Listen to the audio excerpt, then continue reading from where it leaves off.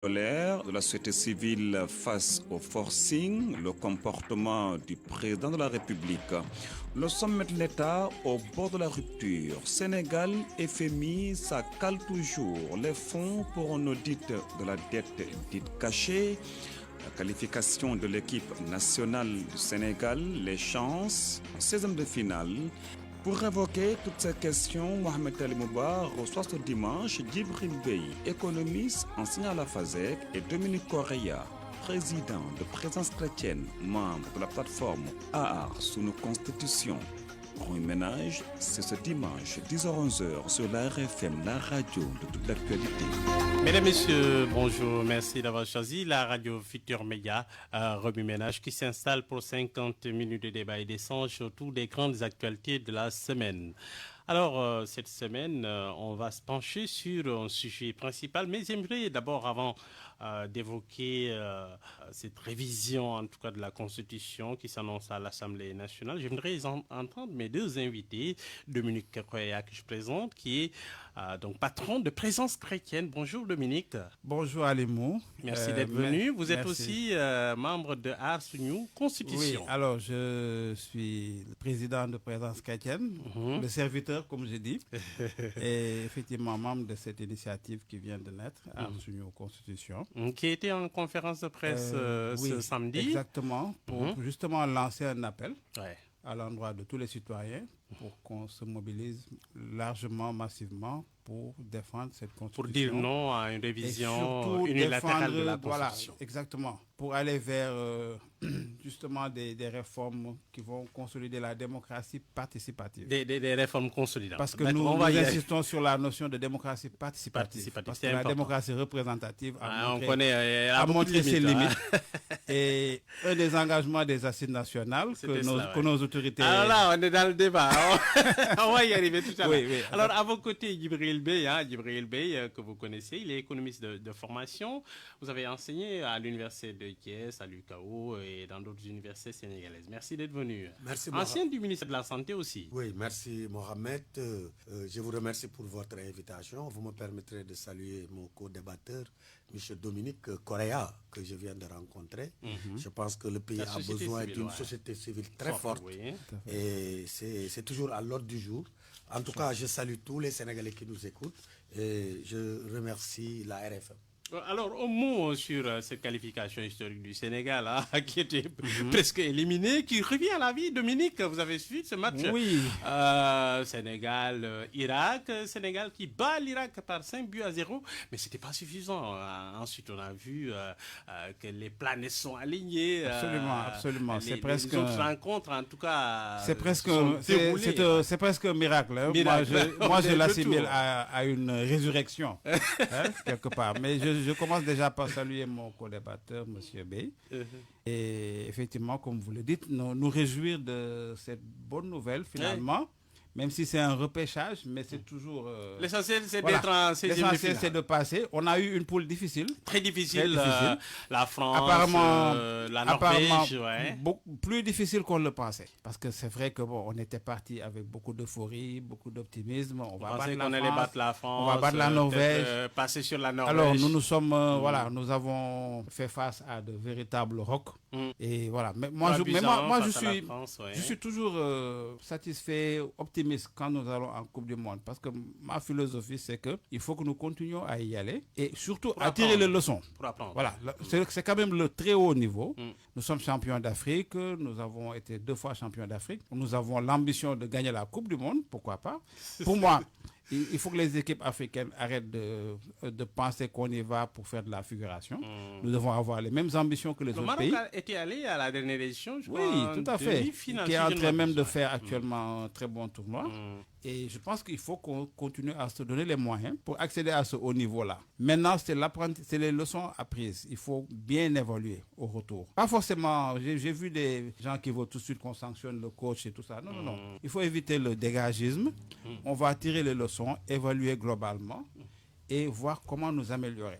Parce que le problème du football au Sénégal, c'est que nous pouvons avoir de très bons joueurs, les meilleurs du monde, mais il faut aussi avoir de très bons dirigeants, de très bons coachs. C'est-à-dire tout l'environnement doit être performant. En tout cas, il a été très critiqué, hein, Pape Thiaw, pour... oui, je crois quand même. Moi, j'aime bien Pape Thiaw. J'aime bien Pape Thiaw. Et le deuxième. J'aime bien Pape Thiaw, mais je pense qu'il s'est quand même trompé. Il s'est trompé. Je pense qu'il a été un peu sentimental en voulant garder notre cher Kalidou, qu'on aime tous. Mais Kalidou Koulibaly est dans une position tellement sensible qu'à ce poste, si vous n'êtes pas performant, il vaut mieux ne pas prendre de risque. Face à des attaquants... Voilà. Donc on a pris un risque inconsidéré en le gardant. Il n'était pas au meilleur de sa forme, loin de là. Il ne fallait pas le mettre. On l'a exposé et on a pris beaucoup trop de buts. 6 buts, hein, il a fallu. Nous sommes allés vraiment à les profondeurs avant de sortir la tête de l'eau. Djibril Bey, finalement, on est là. On est en 16e de finale. Oui, heureusement, nous avons de la baraka. Ça n'arrive pas tout le temps. Oui, ça n'arrive pas tout le temps. Il faut féliciter vraiment les Lions du Sénégal. Je crois qu'effectivement, cette Coupe du Monde aux États-Unis a causé beaucoup de problèmes. Vous savez, c'est les détails qui détériorent les faits. Le cuisinier sénégalais n'avait pas de visa. Ça, c'est des questions extrêmement importantes. Tu sais que l'alimentation fait partie... Le bruit contribue à la performance de l'équipe. Fondamentalement. Alors, comment le Sénégal, son équipe qualifiée en Coupe du Monde, la délégation de la fédération... Mais la fédération devait régler ces questions de visa. Quelles que soient par ailleurs effectivement les restrictions de l'administration américaine, je crois que l'administration de la Fédération sénégalaise de football ne devait pas, en tout cas, que l'équipe voyage sans son cuisinier. Ça, c'est des détails, mais c'est extrêmement important. Maintenant, pour Kalidou Koulibaly, je pense que les Sénégalais ont tort souvent de parler de vieillesse. Kalidou Koulibaly est un joueur qui a toujours été performant, qui a toujours été présent. Malheureusement, il a été victime du choix de Pape Thiaw. Parce qu'il n'a pas été... Depuis longtemps, il n'est pas en forme parce qu'il ne compétit plus. Alors, le haut niveau, c'est la compétition d'abord. Donc, je pense que c'est Pape Thiaw qui l'a exposé en le mettant comme titulaire au niveau de l'axe central. Ceci nous a coûté excessivement cher, mais je rappelle quand même qu'il faut avoir raison garder. Koulibaly, c'est un patriote, c'est quelqu'un qui nous a valu beaucoup de satisfaction. Ils ont amené 2 coupes. Il faut arrêter de pointer les joueurs en parlant de leur âge. L'âge ne Mais on a vu Ganagay pas suffisamment. Qui s'est battu, qui s'est vraiment battu, côté de, tout à fait. Lionel de Messi, Sadio Mané. Messi et Ronaldo sont âgés, mais ils continuent d'être performants. Je crois qu'on doit arrêter quand même de mettre l'accent sur l'âge des joueurs. Tant que le joueur est en compétition, tant qu'il joue normalement, le problème ne se pose pas. Nous avons connu Roger Mila, qui a été qui a marqué très âgé. Mais à 40 ans. Il a fallu que le président Paul Biya, paix à son âme, intervienne pour qu'on le mette dans l'équipe nationale. Paul Biya est encore là. Excuse-moi, j'ai un peu mélangé avec Mobutu en parlant un peu. Donc je dis, je m'excuse pour ça. Je prie pour une bonne santé au président Paul Biya. Donc je disais qu'il a fallu qu'il intervienne pour que Roger Mila soit en tout cas intégré dans l'équipe. Mais c'était Roger Mila qui a délivré le Cameroun alors qu'il était très âgé. Je pense qu'il faut souhaiter le meilleur pour l'équipe du Sénégal. La Côte d'Ivoire, tout dernièrement, était battu 4 buts à 0, je me rappelle bien, par la Guinée organisée par cette et ils ont eu une deuxième défaite et ils ont gagné qu'un seul match. Ils ont été repêchés parmi les meilleurs troisièmes, comme le cas du Sénégal. Une bête blessée, le Sénégal peut être absolument. Dans ce tournoi. Moi je crois. Mais comme j'ai dit tout à l'heure, il faut qu'on tire les bonnes leçons de ce qui s'est passé pour déjà apprendre à être plus réaliste, plus modeste des fois. Parce que pour moi, avec le recul, il y a de ces matchs, on aurait dû juste chercher le nul. Au lieu de vouloir tout de suite... Face à la aussi Norvège, bien face à la Norvège que face à la France, on pouvait se dire, bon, on va essayer de tuer le match et aller vers le nul et tout. Mais on a voulu les battre. Et finalement, on est tombé. On s'est découvert en seconde mi-temps. Maintenant, tout ça, mais Dominique, vous savez, le Sénégal est supérieur au... Ça, il faut le dire, même sur les statistiques. Oui, tout à fait. Vous savez, le Sénégal a dominé ce match-là. Malheureusement, c'est Kalidou Koulibaly qui donnait des passes décisives il a fait une perte de balle. Aux attaquants. Le deuxième but, il est tombé. Contre la France, sur le deuxième but, là. Contre la France, le Sénégal a bien contenu la France. En premier temps. Donc, la France France, effectivement, fait partie des meilleures équipes du monde, si elle n'est pas la meilleure. Mais le Sénégal, quand même, a un effectif qui lui permet de rivaliser avec n'importe quelle équipe. Malheureusement, c'est des choix de coaching qui nous ont coûté excessivement cher. Mais face à l'Irak, on a vu que l'équipe a été carrément remaniée, les jeunes sont entrés en puissance. Tout à fait, absolument. Oui, bon, peut-être que c'est ce qu'il fallait faire un peu plus tôt. Un Pape Gueye au meilleur de sa forme. Oui, qui a marqué 2 buts, des canons, carrément. Eliman Ndiaye. Lui aussi, c'est la première fois que je le vois sur le terrain. Je pense que franchement, hier, on a vu le visage qu'on aime voir, une équipe joueuse qui va de l'avant, pleine d'énergie. Qui a fait le siège de l'équipe adverse durant les Irakiens en voulaient une trentaine de minutes. Et je disais à quelqu'un qu'en fait, c'est parce qu'on a tardivement commencé à toucher les buts. Si on avait commencé à marquer un peu plus tôt, on aurait pu être à 7 ou 8-0. Mais l'essentiel a été fait. Ouais. Et capons en tout cas sur le prochain match en saison de finale, ça pourrait être, en tout cas dit-on, peut-être l'Angleterre. On verra bien à l'issue des prochains matchs. L'Angleterre, la Belgique, la Suisse. En tout cas, pas un pays africain.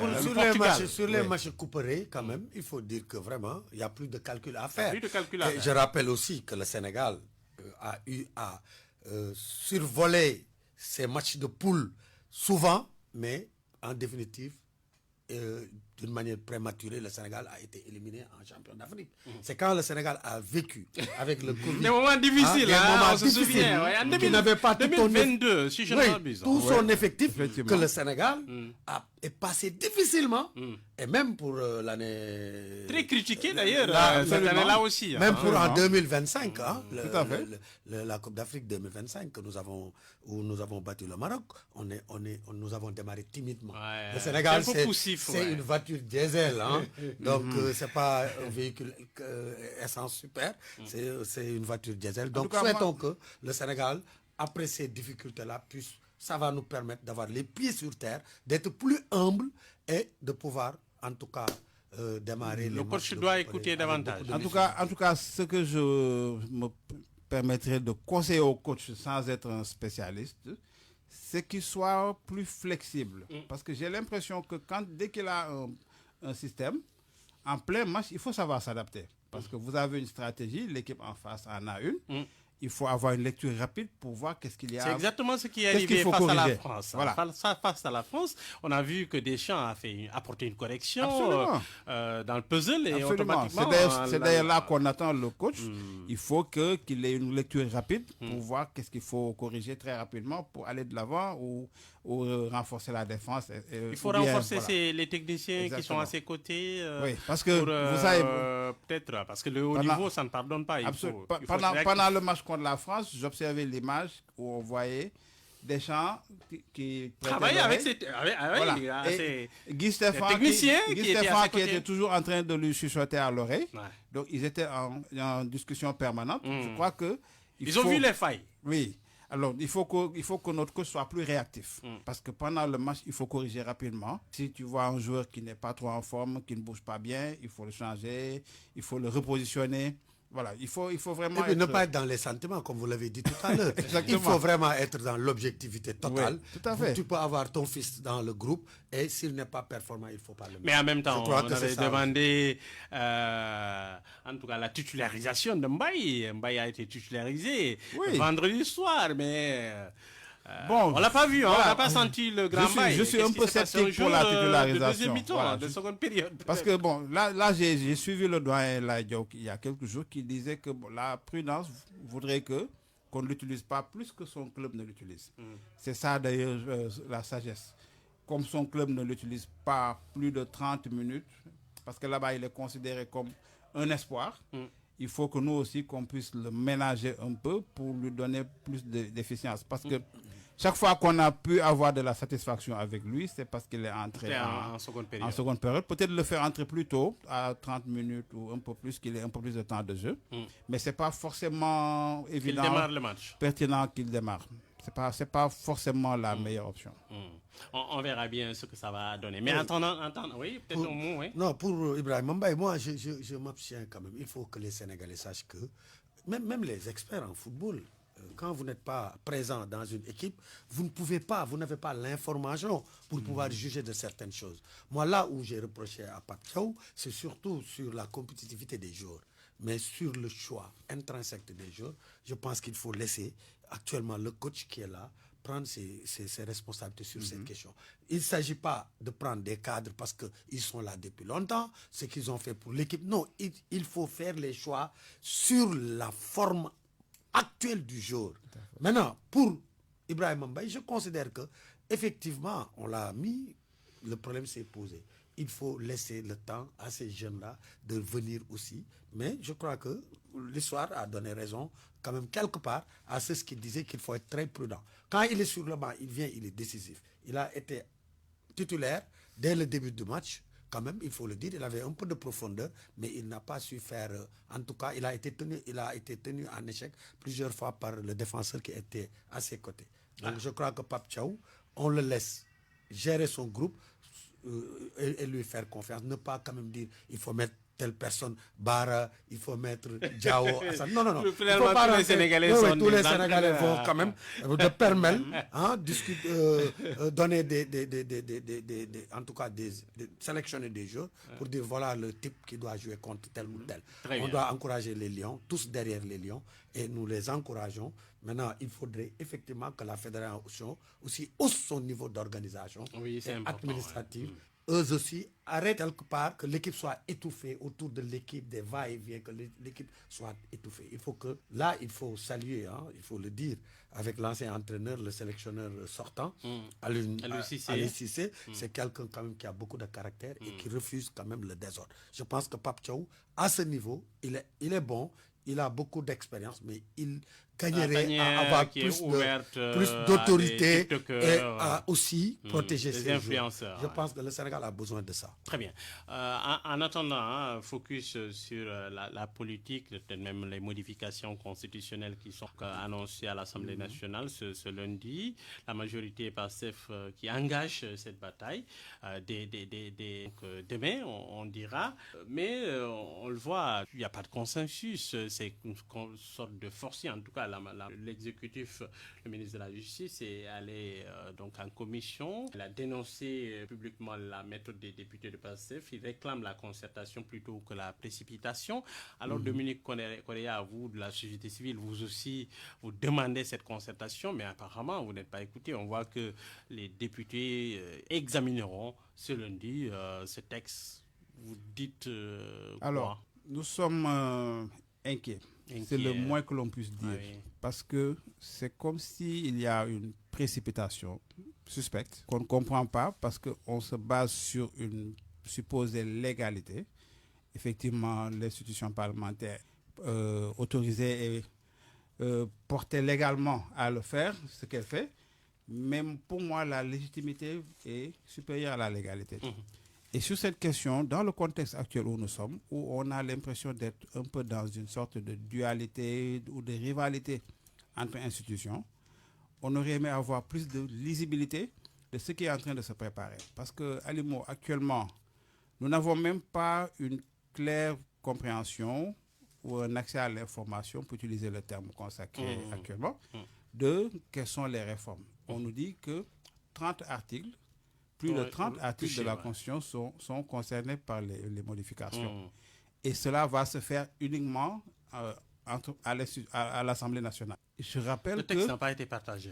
Oui, le texte n'a pas été partagé, ni même la position du président de la République, on ne la connaît pas clairement. Donc voilà, il y a un dialogue souterrain comme ça. Et quelle est la place des citoyens sur cette question? Si on est réellement censé défendre l'intérêt général, parce que ceux qui nous dirigent sont quand même censés être au service des citoyens. Comment peuvent-ils prendre toutes ces initiatives-là sans informer, sans impliquer les citoyens dans un débat ouvert? Parce que qu'est-ce qu'on cache au fond? Quel est le plan? Quelle est la vision derrière? Quel est le projet finalement? C'est ça le souci. Je rappelle qu'en 2016, il y a eu un référendum concernant des réformes, mais 16 articles, environ 16 articles juste étaient concernés. Passé au référendum. Oui, passé au référendum avec Macky Sall, sous Macky Sall. Aujourd'hui, plus de 30 articles vont être modifiés Et cela va passer juste par l'Assemblée nationale sous prétexte que c'est légal, on peut le faire. C'est légal, mais est-ce que c'est légitime? Est-ce qu'on est dans une démarche de démocratie participative et transparente où on a vendu un projet de société à tous les citoyens et on vient leur montrer qu'est-ce qu'on veut faire exactement? Et surtout maintenant, en termes de priorité, quelle est l'urgence aujourd'hui de faire passer cette procédure dans cette formule-là, dans cette forme-là, procédure d'urgence? Quelle est l'urgence? Qu'on nous l'explique. On ne peut pas nous l'expliquer. Moi, j'en appelle vraiment à plus de retenue, un sens de responsabilité, et puis surtout, on interpelle le président de la République, parce que c'est la clé de voûte des institutions. Il est important qu'il puisse nous déterminer, parce que les institutions doivent être stables. Il faut une stabilité des institutions. Nous nous battons depuis longtemps pour cela. Nous avons participé à tous les dialogues qui ont été initiés par les autorités, aussi bien sur la justice que sur la réforme du système électoral. Et pour nous, toutes ces réformes-là qui ont été annoncées sont, à mon avis, même beaucoup plus urgentes que ce qui est en train de se faire. On ne comprend pas cette inversion de logique aujourd'hui qui fait qu'il y a une précipitation. À la limite, c'est comme si l'Assemblée nationale cherchait à gagner du temps. À gagner du temps, mais surtout à s'arroger un certain nombre de prérogatives au détriment de l'institution. En tout cas, on a entendu des éléments de PASTEF s'en prendre à la société civile. Vous accusez de vous immiscer dans le travail des parlementaires. Ce n'est pas à vous de légiférer. Mais bien sûr que ce n'est pas à nous de légiférer. Nous sommes des citoyens et nous nous exprimons en tant que citoyens. Et ça, je pense que ce statut-là, personne ne peut nous l'enlever. Et alors, nous avons notre voix au chapitre. C'est pour ça que nous nous appelons, dans le cadre de Art sur une Constitution, à de larges concertations. Vous vous rappelez peut-être de comment, sous le président Wade, il y a eu un large débat avec le président. C'était à l'époque du Forum civil Mme Adama Gueye en 2001. Et voilà, donc les autorités avaient fait preuve d'ouverture. Qu'on a entendu cette semaine, on a vu carrément dans les bancards.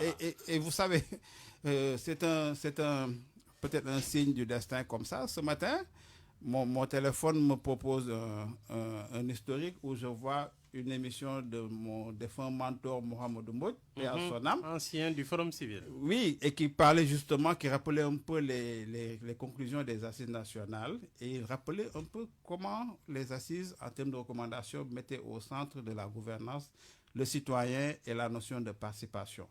Et nous, aujourd'hui, nous continuons de nous battre sur ce principe-là. Les actuels dirigeants avaient signé les différentes recommandations, y compris le pacte de bonne gouvernance démocratique, qui insiste sur la participation, la démocratie participative. Mais aujourd'hui, ce qu'on voit, et on est encore aux antipodes de tout cela. Le passage du ministre de la Justice devant la commission des lois le 24 juin dernier a révélé, Djibril Bey, une profonde altération des équilibres voulus par l'exécutif, la création notamment d'une cour constitutionnelle en remplacement du Conseil constitutionnel. Elle comptera 9 membres dotés d'un mandat unique de 6 ans. Le président de la République se voit interdire par ailleurs la direction d'un parti politique. Le cumul de fonctions ministérielles avec un mandat électif prohibé. L'Assemblée qui s'octroie des prérogatives d'investigation quasi illimitées, exigeant le pouvoir d'auditionner par ailleurs de force toute personne d'intérêt public.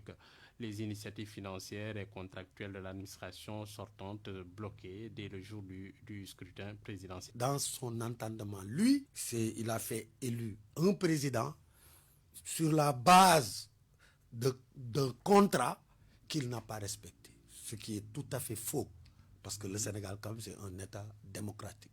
Je pense que le président Bassirou Diomaye a été élu par les Sénégalais. Fut-il désigné par un parti? D'ailleurs, c'est ça qui justifie qu'on dit souvent, une fois élu, le président peut être au-dessus de la mêlée. Parce que là, c'est les Sénégalais. C'est les Sénégalais qui élisent. Si vous prenez les élections passées, les élections législatives, il n'y avait que sur 7 millions sur nos listes électorales, il n'y avait que 3 millions et quelques qui ont voté. Le PASTEF a eu moins de 2 millions. Donc, ceci ne représente rien par rapport au Sénégal. Il faut que les hommes politiques le sachent clairement. L'État ne fonctionne pas comme ça. Et ceci vous montre quoi? Ça vous montre juste une lutte du pouvoir. Ils sont en train de poser des actes très clairs. M. Ousmane Sonko l'a posé lors de son intronisation comme président de l'Assemblée nationale, c'est un forfait, c'est un coup d'État institutionnel qu'il a fait pour devenir président. Pourtant, il s'est précipité, les gens n'ont pas compris. Pourquoi il s'est précipité? Il continuera à poser des actes tant qu'il n'y aura pas, parce que c'est un homme que je considère qui n'est pas courageux, mais si vous lui ouvrez le boulevard, mais c'est quelqu'un qui va s'y engouffrer. Donc il faudrait aujourd'hui que le président de la République prenne ses responsabilités pour arrêter cette comédie qui ne dit pas son nom. Alors du côté, en tout cas, du palais de la République, s'organise un peu, une riposte s'organise. On a entendu Adjumaso, ministre conseiller du président Diomaye Faye, dire ouvertement, parler de chantage parlementaire et revendiquer cette paternité législative, accusant les parlementaires de vouloir préserver des privilèges de certains clans qui sont au sommet de l'État du Sénégal. L'opposition aussi, on l'a entendu, Abdoumbo qui agite le spectre d'une dérive institutionnelle. Alors, celui qu'on n'a pas entendu, peut-être c'est le chef de l'État, clairement se prononcer sur cette réforme. Dominique Correa, si je vous pose cette question, c'est parce que quand même on sait que le chef de l'État, c'est le gardien de la Constitution. Absolument. Est-ce que Bassirou Diomaye Faye joue son rôle de président de la République du Sénégal? Alors pour moi, j'ai du mal à croire que le président de la République ne prendra pas ses responsabilités. Parce qu'il a tout intérêt à le faire. D'ailleurs, c'est son rôle, mais il a tout intérêt à le faire. Parce qu'il est dépouillé, là. Oui, c'est une tentative de dépouillement, de l'affaiblir. Et je ne pense pas qu'il va laisser passer cette forme de forfaiture. Ce qui m'inquiète le plus, c'est le fait qu'il n'y ait pas alignement entre la présidence de la République et le Parlement. Ils sont quand même censés être de la même mouvance présidentielle. Le président continue de se réclamer de PASTEF. PASTEF l'a accompagné pour l'installer au pouvoir. Pourquoi aujourd'hui ils ne peuvent pas tenir un même langage sur les réformes? Il y a un problème. Donc, il nous faut interroger cette dissonance-là au sein d'une majorité. Et ma plus grande inquiétude, c'est qu'on aille vers un mandat qui sera juste finalement un mandat pour rien. Parce qu'on aura juste passé notre temps à arbitrer des conflits internes à une même majorité. Finalement, c'est un paradoxe, c'est une situation. On a perdu 5 ans. C'est une situation inédite que je ne pense pas que quelque part dans le monde qu'on ait vu une situation comme ça où c'est la mouvance, la majorité qui est éclatée en deux camps, qui s'oppose à elle-même. Et on risque de passer tout le mandat autour de ça et ce serait vraiment dommage. C'est pour cela que je dis que le président a tout intérêt à mettre fin à cette récréation. Justement. Bon, d'après les spécialistes, il a la possibilité d'aller vers le référendum. Une fois que l'Assemblée aura adopté les modifications, il peut soit prendre l'initiative du référendum.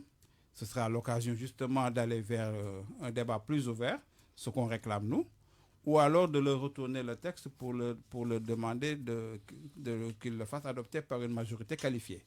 Dans les deux cas, pour ça ce sera facile, mais dans les deux cas, au moins on aura l'occasion de débattre avec plus de transparence sur le contenu des réformes, parce que jusque-là, on n'a même pas de visibilité. Parce que on a vu, vous savez, quand on a failli aller, à l'époque, nous étions dans l'initiative Art sur nos élections, le Conseil constitutionnel est allé dans le sens d'arrêter le président en lui disant non, vous ne pouvez pas vous arroger le droit de prolonger votre mandat. Et il a rappelé son rôle de régulation et de veille à la stabilité des institutions. Je pense que le Conseil aurait pu aller dans ce sens concernant cette question, mais dans les avant-projets de réforme, il était prévu justement que la future Cour constitutionnelle puisse se donner ses pouvoirs. Est-ce que cette réforme-là, sur cet aspect-là, va passer? Ce serait une avancée majeure, mais il semblerait que non. Donc nous, concrètement, est-ce que nous allons vers des réformes consolidantes? Nous n'avons aucune évidence de cela.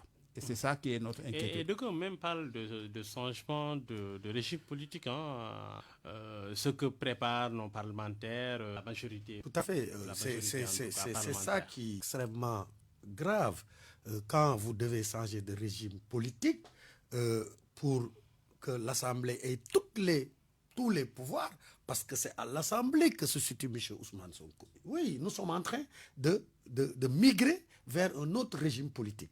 En tout cas, alors que le Sénégal a opté d'un régime présidentiel, ceci est lié à notre histoire, avec en tout cas l'événement de 62 entre Mamadou Dia et Senghor.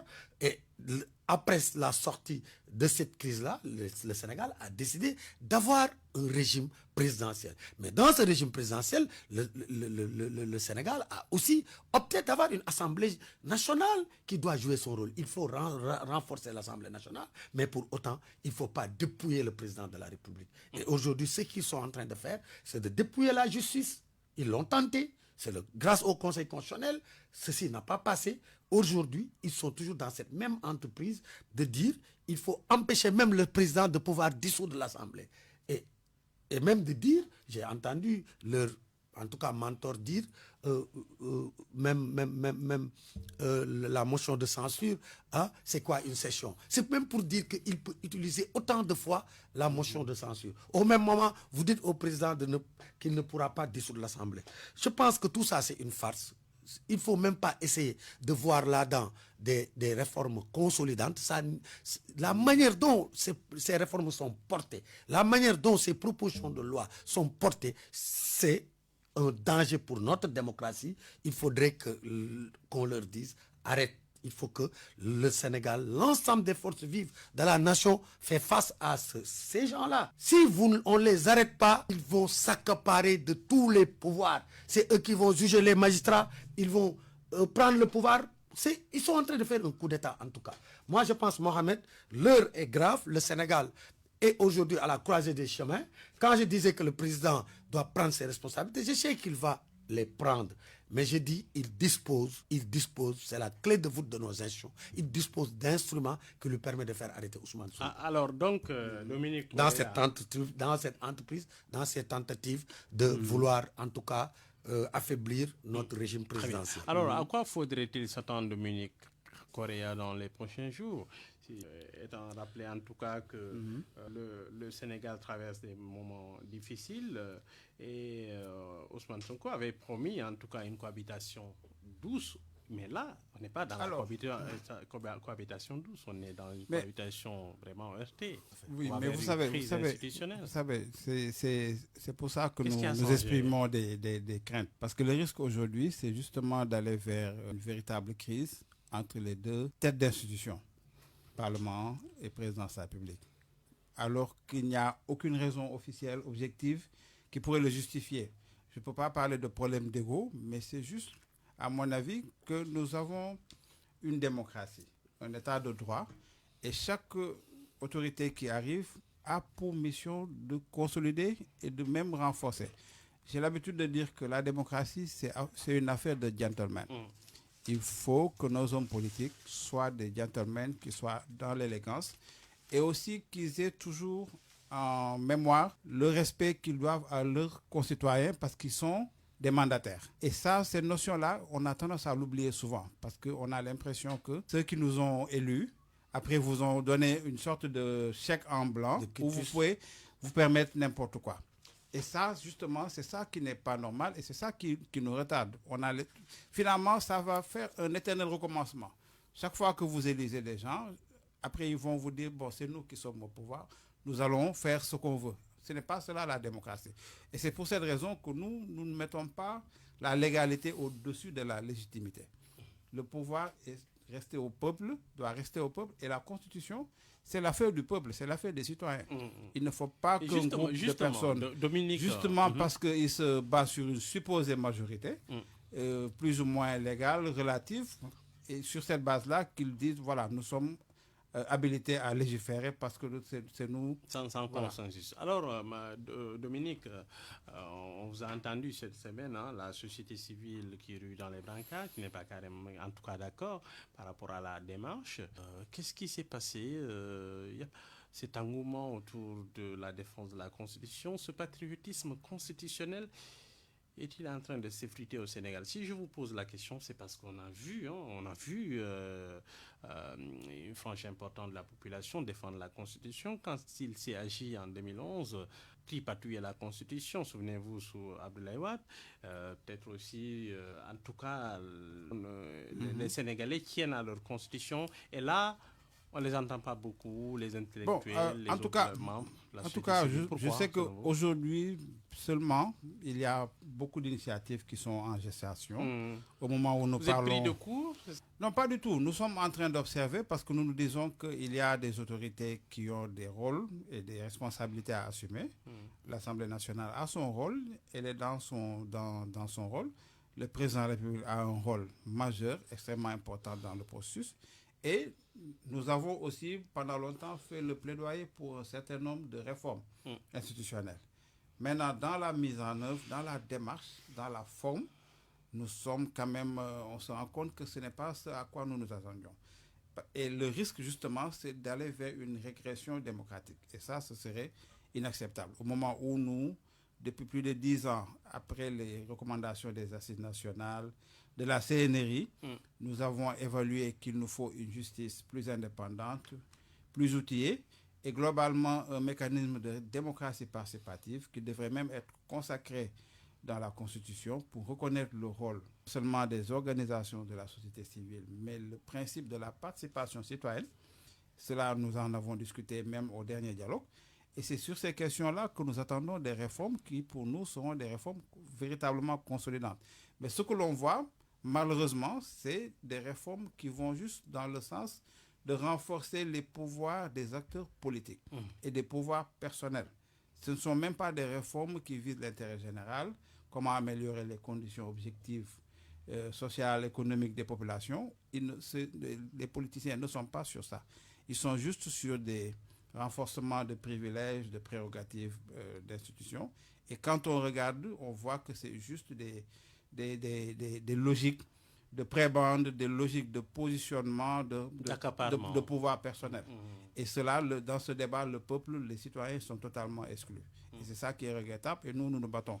Et je pense que vous allez voir d'ici demain que les choses vont bouger parce que nous avons engagé la réflexion et la mobilisation pour justement sensibiliser les citoyens de partout, de l'intérieur du pays, de la diaspora, pour justement qu'ils se saisissent. Vous avez initié des pétitions sur le net aussi. Oui, la pétition a été lancée à Arsenio Constitution pour la diaspora, pour tout le monde au niveau national.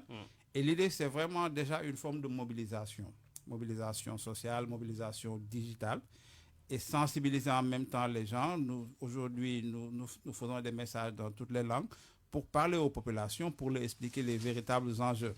Nous sommes des citoyens, nous sommes des organisations de la société civile, mais nous plaidons pour une approche plus ouverte, plus inclusive. C'est le mot d'ailleurs, une démocratie participative inclusive, qu'on puisse prendre en compte les préoccupations des populations. Et si vous n'êtes pas écouté, on sait qu'en tout cas ce texte-là devrait passer. Bon, la lutte va continuer de toutes les façons, parce que pour moi, un pays, c'est une construction permanente. On va toujours apprendre, évaluer, voir les imperfections et continuer le travail de plaidoyer et de mobilisation citoyenne pour continuer justement la réflexion et veiller sur les opportunités de réforme. C'est pour ça qu'à chaque année que les autorités, le président de la République appellent au dialogue, nous y allons, convaincus que le dialogue est un outil de gouvernance. Donc, si ce texte-là passe, qu'est-ce que vous demandez exactement au chef de l'État et puis quelles sont les actions que vous allez initier pour contrer si le texte passe, de toute façon, si le texte passe, selon la loi, c'est le président qui a la main. Donc, nous appelons le président de la République, je pense qu'il va le faire, logiquement. Le président de la République va certainement aller vers un référendum. Et justement, ce sera l'occasion de susciter un débat national qui sera l'occasion d'une participation inclusive et transparente sur les réformes. Et je pense qu'on va probablement aller vers ça. Parce que le débat ne peut pas ne pas se tenir. On ne peut pas modifier autant d'articles de la Constitution. Plus d'une trentaine, on parle de peut-être 36 articles qui seront impactés. Et je tiens à vous dire que nous, en tant que présence chrétienne, nous avons même des préoccupations sur la place de la laïcité. On ne sait pas exactement ce qui est prévu sur ce niveau. Ah oui? Nous nous battons, ça c'est un axe majeur dans le combat de présence chrétienne. Vous avez senti c'est de préserver la laïcité, la forme cette laïcité pourrait être remise en cause. Ben oui, nous avons des inquiétudes fortes sur ça et nous pensons que ce sont des choses qui seront inacceptables. Parce que notre modèle de société, le projet démocratique du Sénégal est bâti sur une laïcité que j'appelle laïcité à la sénégalaise. Parce que généralement, les pourfendeurs nous comparent à la France ou à d'autres pays. Non, nous avons un modèle qui est le nôtre. Qui n'a rien à voir avec la laïcité française. Qui n'a absolument rien à voir avec notre modèle. D'autres pays ont leur trajectoire historique et nous n'avons pas la même trajectoire, nous n'avons pas la même sociologie. Et je pense que le modèle sénégalais marche très bien et peut même être exporté. Beaucoup d'autres pays nous l'envient, se vivre ensemble, cette connexion entre autorité religieuse et autorité étatique. Et tout cela est... Notre laïcité est très différente de la laïcité française, à la française. Absolument. Mais cela, nous veillons vraiment de très près à ce que ces notions-là soient renforcées même. Alors, donc, Bey, vous avez entendu Dominique sur, évidemment, ces réformes et ces inquiétudes.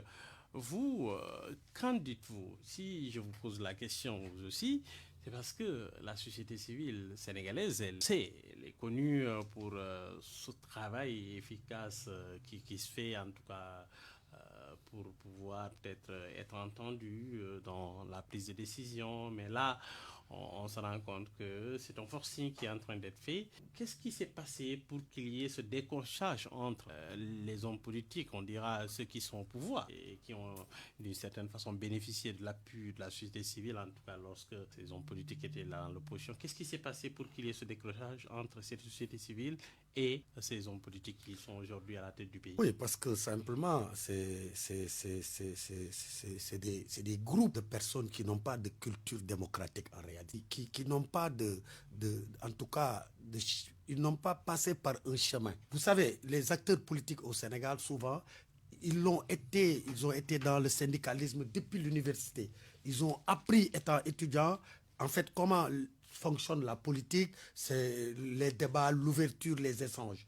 Nous avons des personnes qui se sont tombées comme un cheveu dans la soupe, dans la politique, et qui aujourd'hui, je l'ai dit tout à l'heure, des personnes d'une incompétence avérée et même qui frisent le ridicule, parce que je pèse bien mes mots, ce que je dis, parce qu'il y a des choses qui se passent dans ce pays qui n'auraient jamais dû se passer. Nous sommes dans le pays de Senghor. Nous connaissons des hommes politiques de la trempe de Mamadou Dia, de Cheikh Anta Diop, de grands intellectuels dans ce pays. Et nous avons eu une très forte société civile. Mais aujourd'hui, nous sommes en face de nous des apprentis hommes politiques. C'est ça la vérité. Et ces gens-là ne connaissent que le forcing et la corruption dans une certaine mesure. Je pèse bien mes mots. Parce que, vous savez, quand un homme politique est riche comme Crésus, il est plus riche que le président. Il est plus riche que tous les acteurs politiques ici présents. Nous avons entendu notre doyen Madjambal vous parler d'une rencontre éventuelle qui s'est même confirmée, je crois, entre le président de l'Assemblée, le premier ministre d'alors qui venait d'être relevé et le président du Conseil constitutionnel. À un moment où l'opposition avait posé sur la table un recours en annulation de son élection en tant que président de l'Assemblée nationale. Qu'est-ce qui a justifié cela? Ça laisse penser à des tentatives, en tout cas à des actes occultes qui visaient certainement à faire plier certaines autorités. Nous nous rendons compte qu'en 2024, le Conseil constitutionnel n'a pas dit qu'il est incompétent. Parce que quand le pays, il l'a dit, nous ne pouvons pas être dans un angle mort. Quand l'Assemblée nationale, qui est un des pouvoirs, en tout cas, fait du forcing, mais il faudrait que le pouvoir judiciaire puisse arbitrer les acteurs. Malheureusement, le Conseil constitutionnel aujourd'hui avait passé outre 2024 pour dire à Macky Sall, il faut faire tout pour organiser des élections. Et nous l'avons tous salué. Aujourd'hui, ce même Conseil constitutionnel, vous savez, il se passe beaucoup de choses dans ce pays. Les gens font en tout cas, nous sommes en face de nous des gens prêts à tout pour avoir le pouvoir. Ça, c'est une lutte du pouvoir. Et aujourd'hui, la société civile, moi, je me félicite de cette mobilisation parce que vous avez beaucoup contribué à l'émergence de M. Ousmane Sonko. Il faut vraiment le dire. Des fois, dans du subjectivisme total. Parce qu'à un moment donné, moi, je disais à quelqu'un de la société civile, pour ne pas le nommer, Tchad de Yanamar, je suis d'accord de votre combat, mais faudrait-il aussi, en tout cas, auditer en tout cas, regarder clairement l'opposition. Il ne faut pas juste, parce que c'est l'opposition d'aujourd'hui qui va être le pouvoir de demain. Autant tu mets la pression sur le pouvoir, autant tu dois aussi, même d'une manière, avoir un angle de vue sur les personnes qui prétendent vouloir diriger ce pays. Malheureusement, vous aviez signé un quitus, un chèque vraiment à cette opposition d'alors qui est venue aujourd'hui au pouvoir et qui est en train de mettre le Sénégal dans une situation extrêmement difficile. Le Sénégal traverse des... Je vous dis que les enjeux, au lieu d'aller dans les enjeux, de trouver de l'emploi pour cette jeunesse, d'industrialiser le pays, nous sommes dans une période de campagne agricole. Au lieu d'aller en tout cas dans ces priorités-là, nous sommes là autour de ces débats, alors qu'il ne s'agit même pas de réformes consolidantes. Très bien. Alors que le président, quand même, il faut le dire, avait pris, depuis le départ, depuis 2024, a fait une large concertation, a fait des avant-projets, a demandé l'avis du Conseil constitutionnel. Il ne restait plus qu'à porter des débats, discuter avant de le porter à l'Assemblée. À quoi joue aujourd'hui l'Assemblée? L'Assemblée joue à évincer le président de la République. L'Assemblée joue à poser d'autres actes de coup d'État institutionnel comme ils l'ont fait pour installer. Alors donc, on va terminer par cette dette, c'est la fameuse dette cachée. Les FMI qui suggèrent, on nous dit par un cabinet international, nous n'en avons pas fini avec le Fonds monétaire qui attend toujours plus du Sénégal apparemment. Oui, malheureusement. J'étais en train de faire des recherches il y a quelques jours pour vérifier, mais je n'ai pas eu de preuve. Est-ce que M. Ousmane Sonko n'était pas l'auteur même de la notion de dette cachée? Je ne sais pas. C'était lui. Je crois que même le concept de dette cachée, c'était lui. Est-ce qu'il n'en est pas l'auteur même en termes de droit d'auteur? Parce que voilà, moi, dès le début, en tant que sociologue, j'étais en train de me dire quelle était la logique même de cette dénonciation-là. Il ne faut pas qu'on en fasse un fonds de le commerce. Problème, justement, c'est ça. C'est-à-dire qu'on avait pensé à un certain moment avoir dépassé ce problème, mais là, on voit que l'institution revient sur cette en fait, histoire pour de moi, caché. mais oui, parce qu'on est dans une relation conflictuelle avec le FMI. Tout. Moi, j'ai toujours considéré qu'on n'a pas à attendre du FMI, de la Banque mondiale, qu'ils viennent nous développer. Notre développement, c'est notre responsabilité. Eux, ce sont des partenaires. Nous allons définir un cadre dans lequel nous allons collaborer en toute responsabilité. Mais dire nous n'avons pas besoin... Non, le monde est interdépendant. Vous savez, le souverainisme, il faut le relativiser. Nous sommes dans un monde où on a besoin les uns des autres. Donc, il faut juste collaborer avec le maximum de patriotisme dans le sens où on défend l'intérêt de son pays. Mais on ne peut pas dire, oui, nous n'avons pas besoin des autres. Ce n'est pas cela. Ça, c'est de l'autarcie.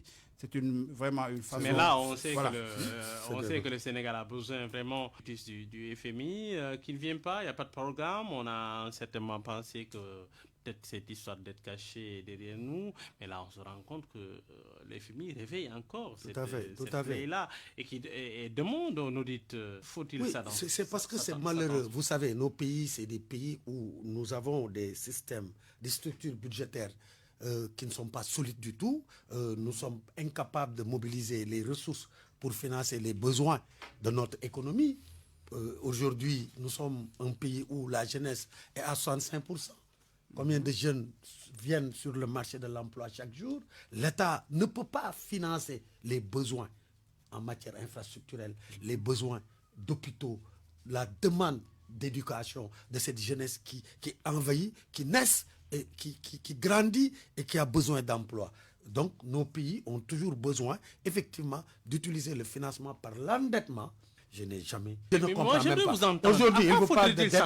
C'est quoi? Qu'est-ce que non, les FMI demandent? Les FMI demandent des mesures décisives supplémentaires. Le FMI a été accusé aussi. On dit par un cabinet international privé. Vous savez, le Sénégal, effectivement, a eu des problèmes de comptabilité publique. Le Sénégal a eu des problèmes de différence dans ses comptes, de soldes et autres. Ce qui est compréhensible. Nous n'avons pas un système digitalisé ou en tout cas informatisé. Donc il y avait eu des problèmes. Mais effectivement, Mazar, que la Cour des comptes... J'allais parler d'ailleurs du rapport Mazar. Oui, que la Cour des comptes lui-même avait... Ce fameux rapport... Avant même Mazar... Le FMI demande encore un rapport. Oui, je pense que déjà ce rapport, on aimerait bien quand on parle de... l'avoir. Donc même la Cour des comptes l'avait dit en 2018 qu'il fallait revoir tout le système comptable que nous avions.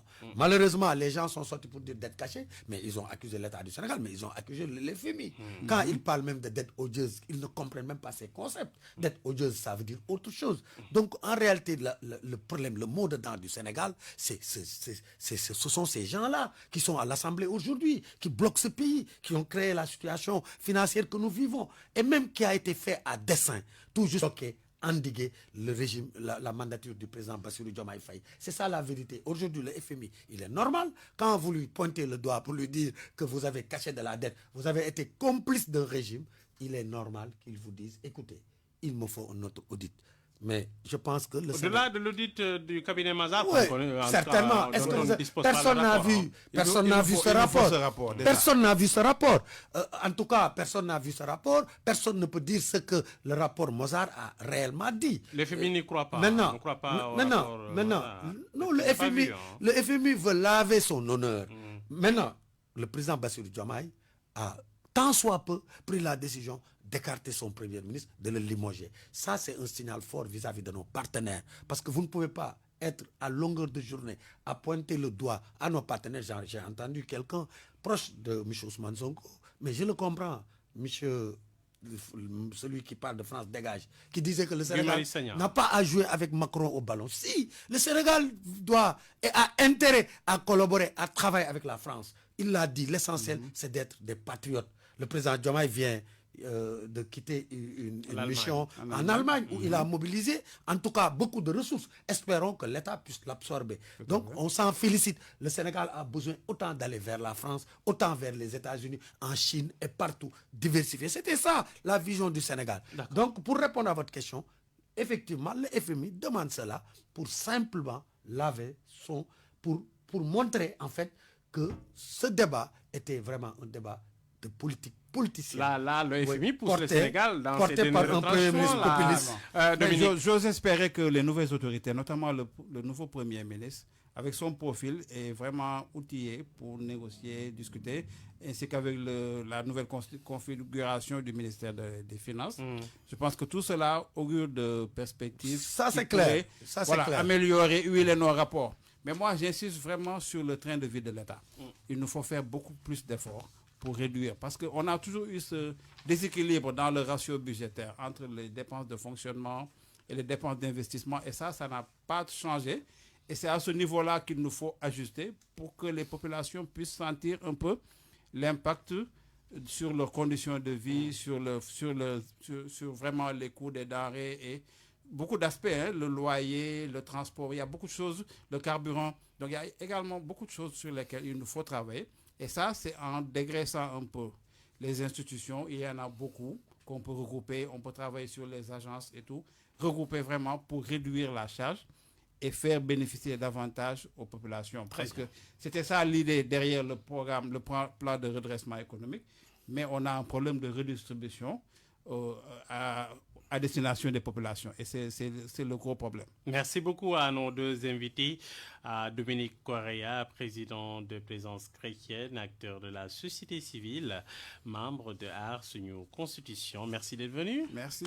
À vos côtés, Djibril Bey, qui est enseignant-chercheur. Vous êtes économiste de formation. Oui, je suis économiste de formation. Vous étiez aussi au ministère de la Santé avant ça? Oui, non, je n'ai pas décroché. Je suis toujours un agent du ministère de la Santé. Je suis fonctionnaire de l'État. J'ai été ancien directeur du Centre national d'appareillage orthopédique. En tout cas, depuis 22 ans, 20 services de l'État du Sénégal. Vous ne dirigez plus la direction? Naturellement, je suis juste un agent du ministère de la Santé. Merci beaucoup à Djibril Bey d'avoir répondu à notre invitation. C'est la fin du remue-ménage. Mohamed Ali Mouba au micro, Abdelkader Lo à la technique. Retour de l'émission la semaine prochaine. Nous vous saluons.